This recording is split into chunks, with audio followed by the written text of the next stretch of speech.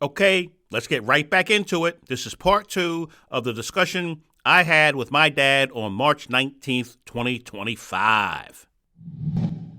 I should say a lot of comments made by me are just jokes, just entertainment purposes. I don't really feel that I'm not just callous. I'm not just callous and uncaring. As I said, I'm about results. I'm about the country. I'm about results. I'm about what works. That's all I care about. And if the strategy going after Donald Trump, fighting Donald Trump, whatever it means, we're going to fight. If it's not working, come up with a new strategy. And it's not about taking the high road. It's not about caving in, as they said Chuck Schumer did. It's not about civility. It's not about acquiescing to Trump.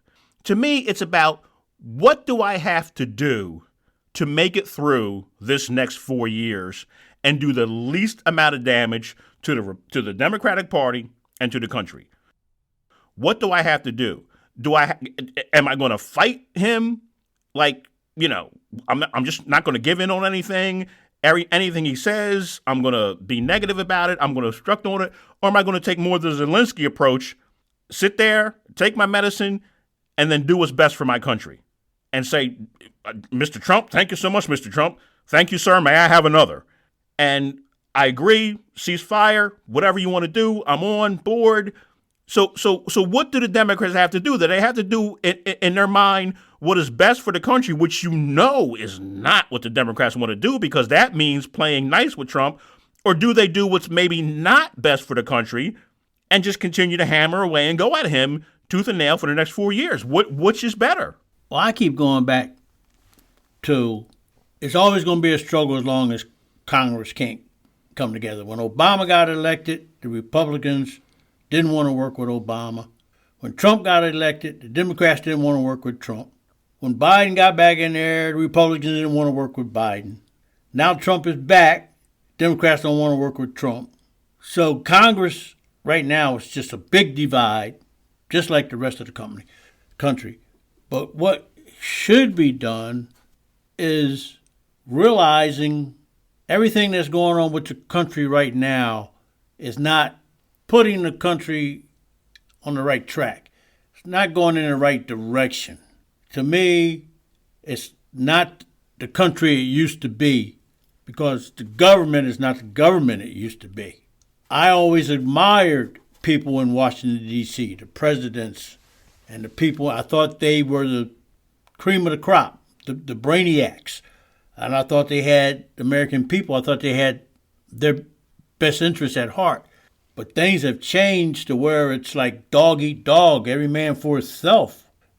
So what do you do to get it back on the right track? I don't know if you can with Donald Trump. Donald Trump and Elon Musk, if they were two different types of people, could be great. They could be great men if they weren't so. Well, Donald Trump, he's just, to me, just a nasty person. Oh, my goodness. He's just nasty. He just does things. He likes to hurt people, in my opinion. He took away the Secret Service assignments from the Biden kids. For what? Now, the Biden signed with an electronic pen, so his pardons don't matter. I thought he was going to go after reducing the cost of groceries or infrastructure. He's not doing anything to address what he ran on, if you ask me. He's going after his enemies. He's spending all his time going after his enemies. He wants to go after the January 6 people, and he can't get past it. He's still talking about, I won the 2020. The January 6 people. You talking about Biden's partners? No. You're talking about the people who the people who were prosecuted him for January 6th. Right. Looked into what went on, Jay. Right. The Liz Cheneys. I got you. He still wants to go after those people. There's no let bygones be bygones. He has to get to them somehow, because he thinks they got to him. So he's not addressing all the problems he ran on, not yet anyways. How long do we have to wait? A dozen eggs, $12. Here we go with the eggs. I know. I mean, that's, what place the other day said sandwiches, anything with an egg in it, any sandwich with an egg in it is going up $2 per sandwich. Why don't eat sandwiches? Well, I like eggs.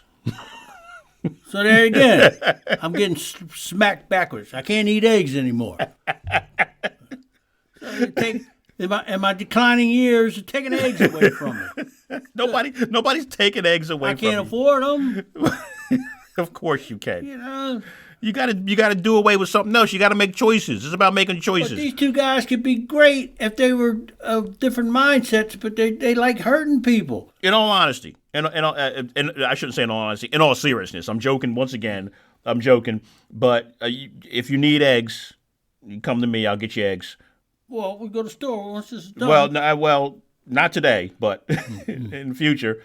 But do you have a problem with the Republican Party? Republican ideas, what they would consider the Republican ideas: small government, lower taxes, states' rights, let the states decide things like abortion or guns. Or do you have a problem with those ideas, those policies, or do you have a problem with the people who are in the Republican Party right now? I have a problem with the people because they're spineless people. See, that's an important distinction. They know that a lot of what Trump is doing and has done is dead wrong. That's an important distinction, because I think if you asked a lot of people that, can you get along with it? Can you get along with some of these conservative principles? Oh, yeah, Republicans say small government. Of course, we all want small government. It's a choice between what we want and what we don't want. Do you agree with lower taxes? Sure, everybody likes to pay less taxes. Do you think the state should have more of a say in your life? Yeah, you know what? The federal government can be overreaching. I think people would agree with that. Same thing with the economy. Same thing with capitalism. Do you agree with capitalism? Do you believe everybody should have the right to go out and make a living? If you make good money, you make good money. Oh, yeah, sure. You don't want to be taxed? Oh, yeah, sure. I'm okay as long as you have some competition. So it's not that people have an issue with capitalism. They have an issue with the capitalism we got right now because of the people we got right now who have all the money. So people got to remember, it's not necessarily the policy or the particular issue. It's people. The people. I've said this before. It's people who are messing things up. It's people. It's not even, as I say, with the election with Kamala Harris, people, it's racism, it's sexism. Well, no, the country isn't racist or sexist. There are racist and sexist people in the country, but the country isn't racist and sexist. I don't believe that. I don't think that. I think she didn't run a particularly good campaign, and people didn't turn out to vote for her. That's what I think. But, I don't think it all boiled down to her race or her sex, because I said many times, I think Kamala Harris could have declared she was running for president that morning and won that doggone election. Talk about enough time. That's how I feel. Michelle Obama could declare she's running for president tomorrow, and on Tuesday she'll be president. They'll figure out a way to get Trump out of there and get her in. So I don't think it has anything to do with race or sex, what happened to Kamala Harris. It's people. It's about people. People are screwed up right now, and I don't think we have any type of leadership, not on the Republican side, not on the Democratic side, not in left-leaning media, not in right-leaning media, not in social media, not anywhere. We don't have any leadership right now that's getting people unscrewed up. It's only getting people more screwed up. Well, I think the country is more racist and sexist than it was. Oh, here we go. Than it was. After what I just said. What I just said was so beautiful. Now you're going to ruin it. Well, go ahead. Said it all wrong. Go ahead. I think it's more racist and sexist than it was 10 years ago. What? Or even 5 years ago. What? Yes, much more. That's ridiculous. Much more. That's ridiculous. The only thing actually keeping this country afloat is there's more good people in it than bad people. But if it keeps going the way it's going to reverse. There's going to be more bad than good. But you see things. You see KKK rallies anymore. And you still hear about these nationalist people and all that. I mean, and all the against the Jews and whatnot. I mean, we didn't have all that before. Need I say it? I know you're not going to blame Trump for that, are you? He doesn't help it. He doesn't help the situation. He only adds flame to the fire because he's so worried about alienating one of his voters.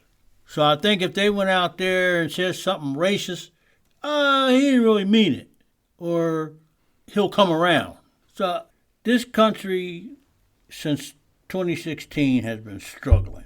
struggling. You see these groups pop up, these different groups pop up, the Proud Boys, the Backstreet Boys, whoever they are, they pop up and they want to get out there and they want to get an opportunity to have themselves known, and whatever grievance they have,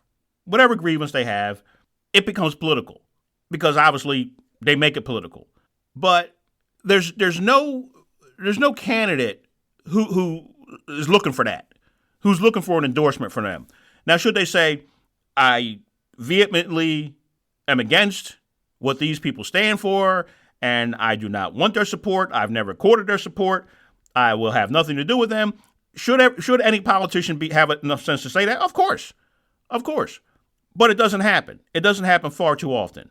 Any type of racism or sexism or homophobia or anti-Semitism should immediately be put down by any reasonable, rational person, whether it's for political reasons or not. It's just there shouldn't be a place for it. But it exists because it's effective, because it works. Sometimes people are baited into it. Once again, I played clips and I've talked about it, and it's like they can't help but tell you it's their strategy. They bait people into it. The Kamala Harris campaign and the people who supported Kamala Harris spent her whole 3 months making that race, making that election, making that campaign about race. Every time I turn on MSNBC, they're talking about the black candidate Kamala Harris. They're talking about how Donald Trump is sitting in Mar-a-Lago shaking in his boots because now he's up against the black woman Kamala Harris. They're talking about how Kamala Harris got Megan Thee Stallion. They're talking about how Kamala Harris is coming out to the Beyonce song. They're talking about Kamala Harris and all the excitement and all the joy that everybody's feeling over this black woman. They made it all about race. And then when Kamala Harris lost, they went, this country's racist. This country's racist. So they made it about race.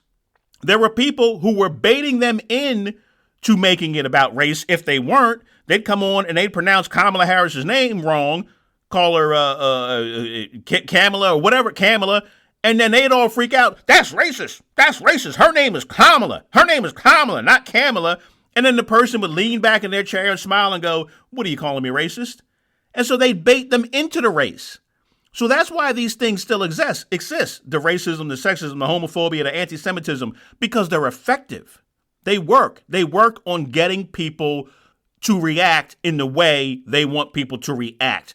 People have to stop falling for it. They have to stop seeing all of these things in everything through the political lens. They gotta stop falling for it. I got to wrap up with you. I know you don't have anything to say to that. That was so elegantly put by me. There's quite possibly nothing you could say. I don't know what rock you were born under, that's all. No, here we go. Rock I was born under. I've never experienced racism, but then again, I don't see color. You don't get out much. I don't see color. Everything's an opportunity. That's what I'll say. That's what I wrap this up with. Everything is an opportunity. Even, were you going to say something? You say you don't see color. That don't mean that a whole lot of other people. Oh, no, I don't. I look at your skin color first and your character second. I don't pay attention to that. It doesn't affect me. Well, you're not everybody. Even the election of Donald Trump is an opportunity. The chaos, all of this that's going on right now, it's an opportunity if only people can see it as the opportunity that it is. If the Democrats, if they take these lemons and they make them into strawberries, you know, I like strawberries, turn lemons into strawberries. If they do that, we'll get through this. Hey, Donald Trump turns this country around, brings down the national debt. Don't say it. Don't say it. You're not going to praise him. I'll apologize. No, you won't. I can't praise him. Why not? Because he's a dirtbag. But I will apologize. Not for calling him a dirtbag, but I'll say I was wrong. He did what he said he was going to do. Maybe he won't be the worst president ever. Close. I can't think of anybody else who would be that low. No, Joe Biden. He can't come up to Joe Biden's... What's Joe Biden's grade? Give me a grade on Joe Biden. His presidential grade or his... Presidential. No, his grade in 8th grade biology. His grade as president. presidents before him. No, I don't want to. But Well, you Joe gotta Biden. compare him. You don't have to compare him. Give me a grade. You don't have to compare anything. Give me a grade on Joe Biden, his presidency. Considering what he was up against. He wasn't up against anything. He wasn't up against anything. 4 years. He didn't have any obstacles whatsoever put in his way. I give him. Go ahead. I'm gonna give him a C plus. C plus. I'm close to giving him a B. Because he had a good economy, he did infrastructure. He did more than Donald Trump has done in Trump's in 6 weeks. Trump's first 4 years, plus this 6 weeks. Joe Biden spent his entire last year in office just trying not to fall down. What did Donald Trump do his first 4 years? In his first 4 years, what did Donald Trump do? Is that your question? Yeah. We're almost out of time. We're almost out of time. I gotta start to wrap up here. Yeah. But Donald Trump did a fantastic job. Well, listen, Donald Trump had a strong economy. He had a strong economy until we hit COVID. He had a decent. Yes, he inherited a good economy from Barack Obama. There's no question about that. There are things. Let me put it this way. That was so long ago I can't remember. But what I'll say is there were things that Donald Trump said in his speech to Congress a couple of weeks ago where I can pull things out of that I agree with, that I like that he said. I can making cartels terrorist organizations. Oh, good. Yeah, do that. Please, by all means. I love that. You got to do that. The no tax on tips, no tax on interest if you buy a car here in America, no tax on Social Security. Oh, good, great, good idea. I like that. I can get behind that idea. I love when he talked about going to Mars. I love that.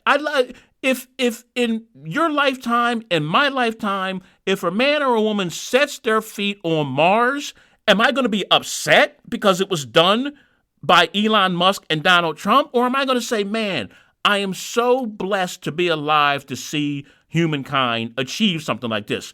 What are people going to do? What are Democrats going to do? I ain't going to watch the Mars landing. I'm going to watch Alexandria, Timothy Chalamet as my baby's daddy, OCASIO Cortez, do a live stream. I mean, so there are things that Donald Trump is saying now that I can get behind. And like I said, what I think he might be doing with the economy right now, I think it might be the biggest switcheroo that Democrats are going to have to face if it actually works out the way I think him and Elon and anybody else think it should work out. So there's things in him I can get behind. They've been talking about going to Mars long before Trump. Don't give Trump no credit about going to Mars. Who was going to Mars? You know, they've been sending rockets to Mars for long before. Well, they've been putting landers. They've been putting landers on Mars, but putting people on the surface of Mars, that's Elon. It ain't got nothing to do. Well, give Elon some credit. I'm giving Elon credit, but I'm saying if it happens under the Trump administration while he's in office, if it happens within the next 4 years, I'm not going to be upset about it because it happened while Trump was in office. That would be a great thing. Yeah, as people were upset, like for an example, like people were upset when Osama bin Laden, when Obama got Osama bin Laden. Oh, you can't say Obama got him. No, the Navy SEALs got him. George Bush got him. So I'm making it that point. Yeah, it's like if it happens during his administration, I'm going to be just as happy as if it happened during Joe Biden's administration. I didn't give JFK when he landed on the moon. I gave NASA the credit for putting. But it was JFK who said, we're going to land a man on the moon before the end of the decade. That's what he said, and, right? And it turned out to be, but he didn't go over there and not turn one screw. He didn't do nothing to put the man on the moon. But he inspired it, just like dear leader Trump is inspiring a mission to Mars. All I'm saying is I agree with, and I'm thrilled to see some of the things that dear leader Trump is focusing on. He won't put a man on Mars unless he gets a kickback. You're telling me he's going to want money for putting a man on Mars? Absolutely. Yeah, his name going to be on the side of the rocket. What a shame! What a shame! Who is your face of the Democratic Party going forward? Do you have one? Do you have a face of the party? They're trying to figure out who the face of the party is going to be. Do you have one? I thought that my man, the Democratic speaker, was. Get right up on that microphone now. I thought my man Hakeem Jeffries. Hakeem. Did you see Hakeem Jeffries try and put together some little TikTok video? No. Oh, it was bad. I lost faith in him a little bit. and I thought he was going to be the next voice, but he's fading fast. He's another one that didn't give a full-throated support of Chuck Schumer, which again, it's just stupid. It's just, you got to stick together. But the names they're putting out there right now would be, they said Cortez, Alexandria, Last Action Hero, Ocasio Cortez, Jasmine Crockett, Hakeem Jeffries. You throw Gavin Newsom in there. They didn't put his name in this poll. They did a poll. But those are the people, there were a couple more, but those are the people who polled highest as the face of the party or who reflects the Democratic values. To me, I would remind people, if you're going to be the face of the party, you got to be the face of the party.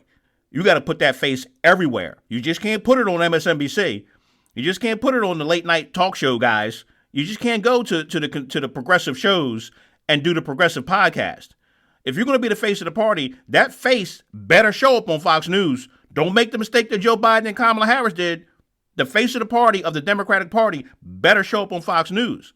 The face of the Democratic Party better be prepared to answer the questions that they're going to get from the people on Fox News. Don't sit there and roll your eyes and shrug your shoulders and act all indignant like Kamala Harris did when she went to the Fox News.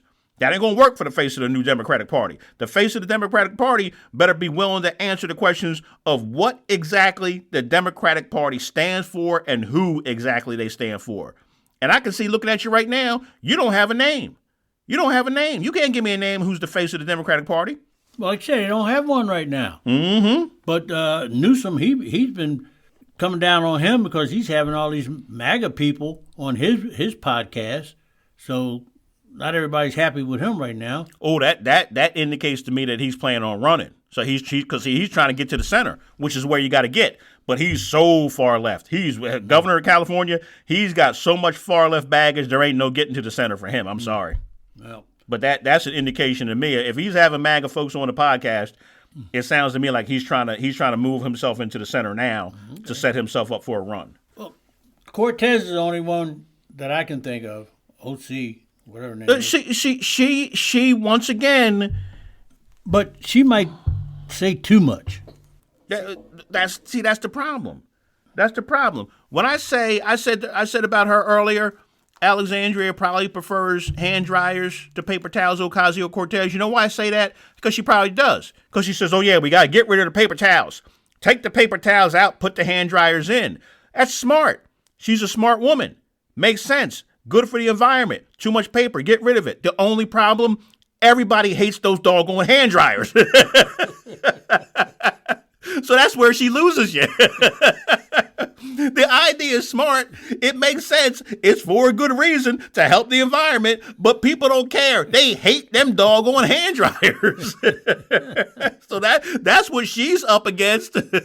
Just being smart and having good ideas ain't enough. You got to sell it. You got to sell it. You got to sell yourself. Just like I sell this podcast, I do my best. I got 3 listeners. You sometimes you come on and I go up to 6 listeners, so I appreciate that. I appreciate you doubling my listenership every time you come on because people like to hear you be silly.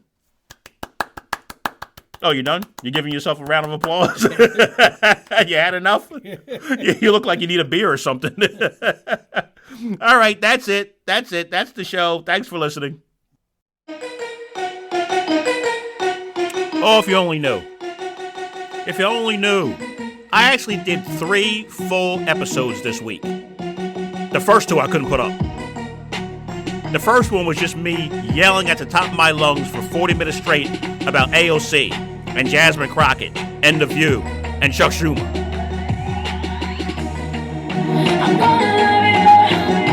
I said, I can't put that up. People think I'm crazy.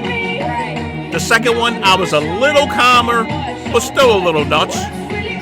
And the third one, thank you for listening, part 1 and part 2 of the interview with my dad. I hope you enjoyed it. I hope you'll share it. I hope you'll rate it. Black Widow, baby. That's it. That's it. What else could you do? Share it, rate it, follow me. That's all. What else do you want to do? What do you want? You want to watch me dance? You want to watch me dance? Okay. Watch this. Watch this move. I'm going to do a backflip into a split into a pirouette. Watch this. Oh, that's not something you see every day. Thanks for listening. I'll see you next time.